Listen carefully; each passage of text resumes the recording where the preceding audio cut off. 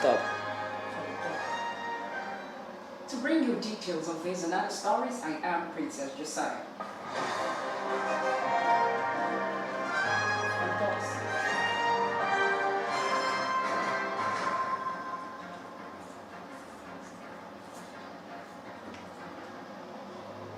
Today is Friday, September 17th, 2021. Good afternoon and welcome to the news, coming to you from Living Radio, the voice of truth. On the news this afternoon, President Buhari welcomes Femi Kayode into APC. Southern governors ban VAT collection by states. Southern governors ban VAT collection by states, disrupting Anambra poll preparations. Abia poly exam stalled as lecturers boycott exercise. And on the foreign scene, Guinea declares end of Marburg virus outbreak. To bring you details of these and other stories, I am Princess Josiah. Now the news in full. The first semester examinations for the 2021 academic year of the Abia State Polytechnic are scheduled to commence Monday, September 16th. Holders and lecturers of the institution made good their threat to shun the exercise if they are not paid at least 3 months of the 29-month salaries being owed them by the authorities of the institution.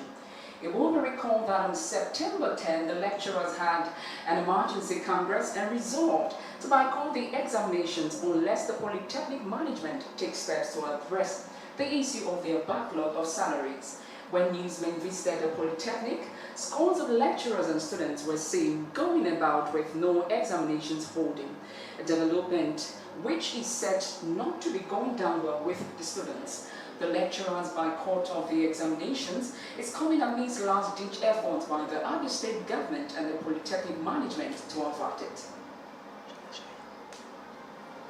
President Buhari has formally welcomed a former Minister of Aviation, Femi Kayode, who recently defected from the PDP to the All Progressive Congress APC.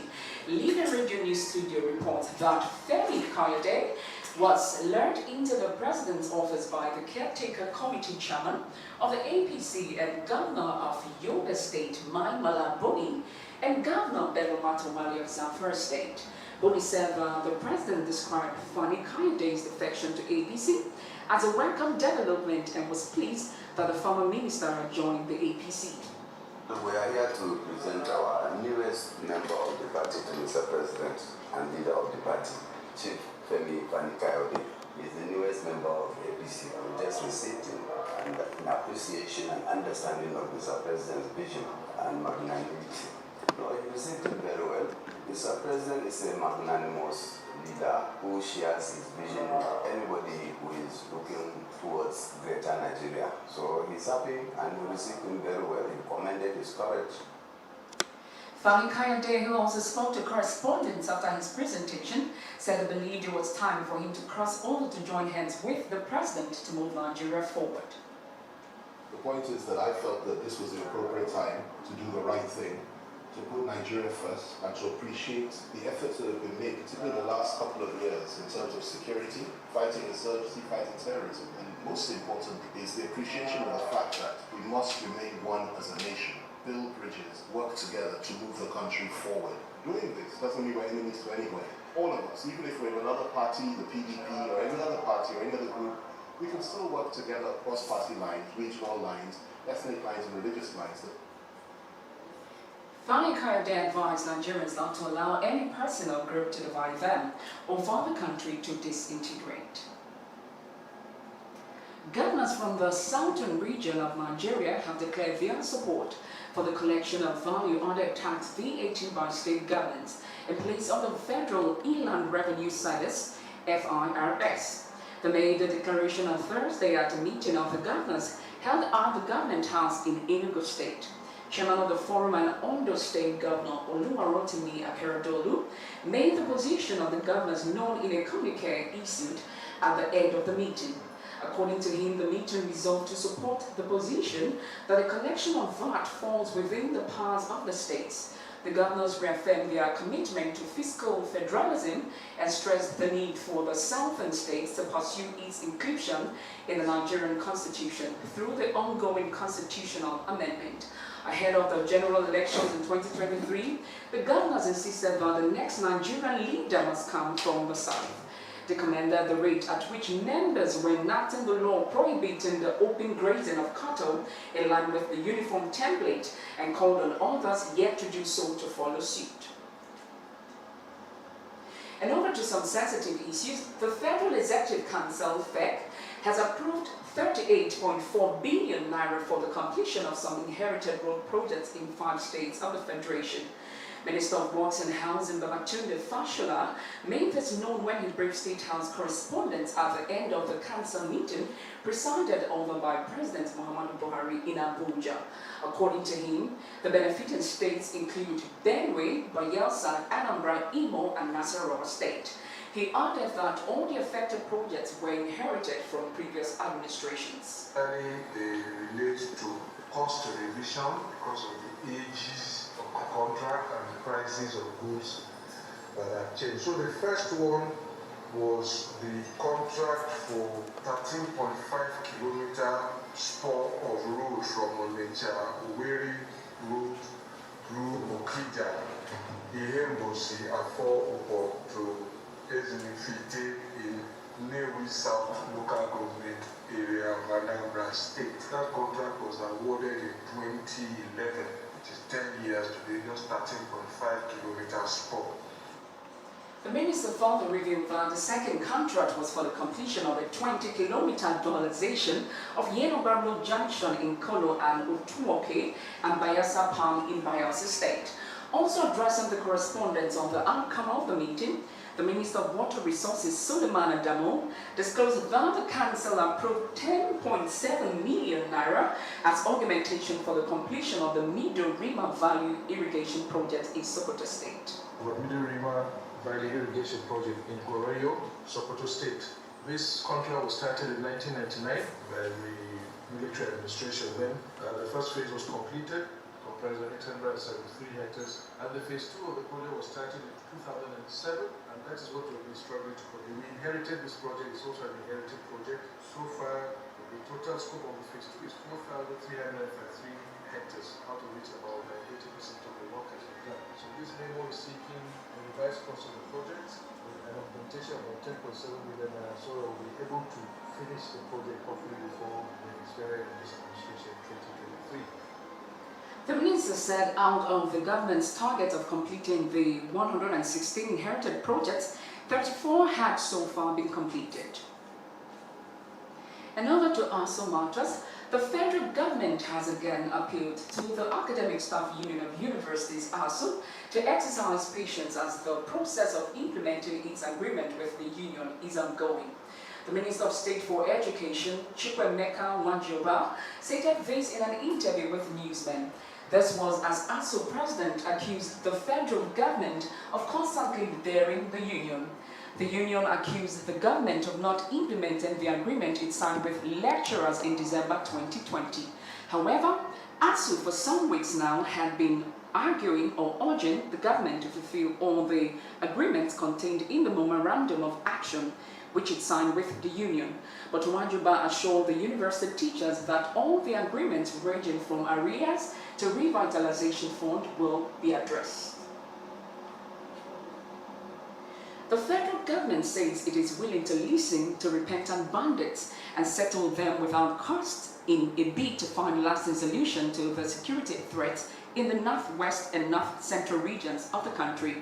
Minister of Police Affairs Mohammed Dingyadi stated this in an interview. Dingyadi explained that the present administration intended to reintegrate repentant bandits into the larger society, saying the government would closely monitor those who have turned a new leaf to ensure they do not return to their old way of life. He also spoke about the ongoing military operations against bandits in Katsina, Zamfara, Sokoto and other states where the activities have been alarming. According to the minister, President Muhammadu Buhari's administration will continue to record successes against bandits as long as the security agencies continue to work in synergy.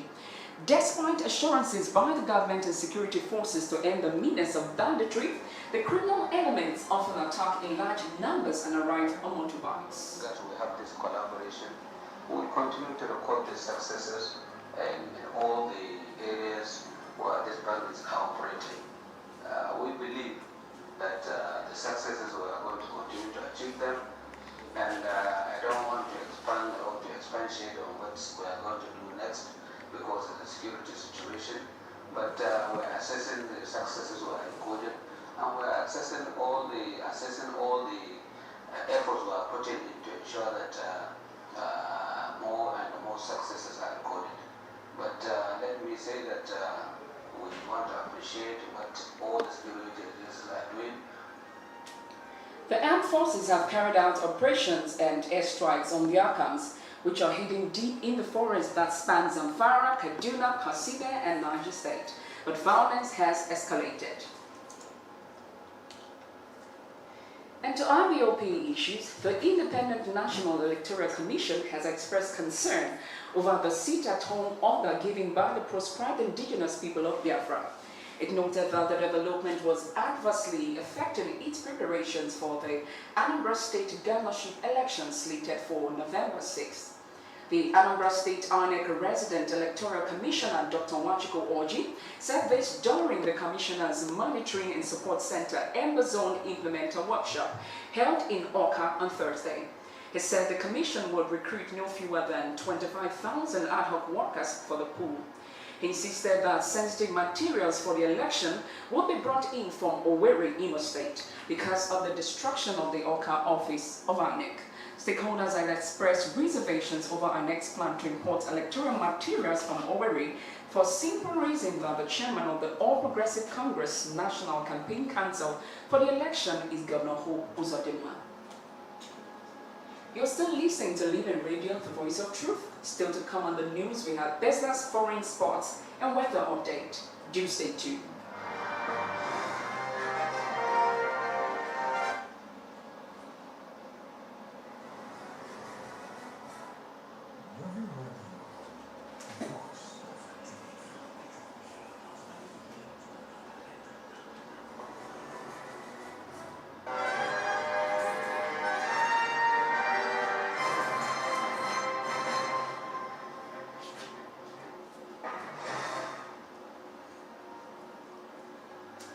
You're welcome back. Up next is business news. In business, IMF chief Kristalina Georgieva on Thursday disputed an independent investigation which found that in her previous job at the World Bank, she pressed staff to alter a report to avoid agreeing angry China. Based on the findings, the World Bank announced it was immediately discontinuing its doing business report after the investigation found irregularities in the 2018 and 2020 editions. Georgieva, a Bulgarian national who took the helm of International Monetary Fund in October 2019, rejected its conclusions regarding her role. The allegations could damage her reputation and provide grist for long-time U.S. critic of the multilateral organizations and their treatment of China. Georgieva said she briefed the IMF's board on the situation, and the board is expected to meet to discuss the issue, but it is unclear when. And over to a foreign story. On the foreign scene, Guinea has declared the end of an outbreak of the Marburg virus, which belongs to the same family as Ebola, the World Health Organization said on Thursday. Health authorities in the country confirmed West Africa's first recorded case of Marburg on August 9th in a man whose infection was detected after he had died a week earlier. No treatment or vaccine exists for Marburg, which belongs to the same filovirus family as Ebola and is somewhat less deadly. To prevent the spread of the virus, Guinea health authorities began monitoring the Marburg victims' contact cases. The WHO said in a statement that no other cases had been detected since, and the outbreak is over. A poor nation of 13 million people, Guinea was hit hard by the 2013 to 2016 West African Ebola outbreak, which killed about 2,300 people in the country. And over to sports. In the world of sports, President Muhammadu Buhari has described football as a great tool for national unity in the country, restating his government resolved to develop the game. He made the comment when he received a FIFA delegation led by its president, Gianni Infantino, the president of the Confederation of African Football CAF, Patrice Motsepe, at the State House in Abuja on Thursday. President Buhari explained that the country was given adequate attention to sports and has set up a committee to draw a 10-year plan for football. According to the president, his administration has adopted football as a national asset and is delighted that Nigeria has produced excellent female players who are to a force to reckon with globally. The Aisha Buhari Cup, he said, is a confirmation of the government's dedication to women's football. And here's the weather report for the rest of the day, Friday, September 17, 2021.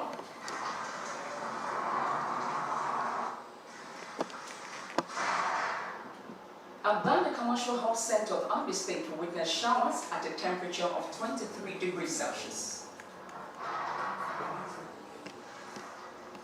While Umuahia, the Abia State capital, will witness thunderstorms and showers at a temperature expected to be around 23 degrees Celsius. Lagos, the center of excellence, will witness thunderstorms at a temperature put at 25 degrees Celsius. The capital of the country, Abuja, will witness thunderstorms at a temperature of 21 degrees Celsius. The city of Boycott will witness a rainy night at a temperature put at 22 degrees Celsius. While the Kenyan city of Calabar will be cloudy at a temperature expected to be around 24 degrees Celsius.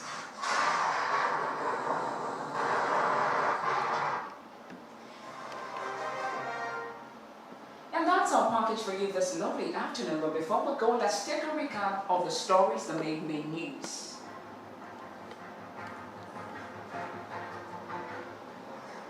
You heard in the news that President Muhammadu Buhari has formally welcomed a former Minister of Aviation, Femi Kayode, who recently defected from the PDP to the All Progressive Congress APC.